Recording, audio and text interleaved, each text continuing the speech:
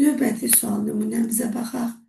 Şagird üçbucağın daxili bucaqlarının cəmi haqqında teoremi əsaslanaraq, deməli, üçbucağın daxili bucaqlarının cəmi haqqında teoremi əsaslanaraq verilmiş mürəkkəb həndəsi fiqurun daxilindəki naməlum bucağı hesablayıb tapır.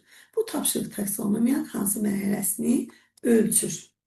Hansı mərhələsi olacaq? Hesablayır. Baxın. Şagird hesablayır, tapır. Deməli, tətbiq mərhələsindədir. Şagird tətbiq edir. Verilən tapşırığı yerinə yetirə bilirəmmi?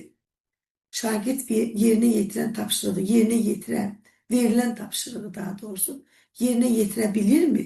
Deməli, tətbiq etmək mərhələsinə aiddir. Cavab olur C variantı. Görürsünüz, deyir ki, naməlum bucağı hesablayıb tapır. Hesaplamaq da tətbiq etməkdir.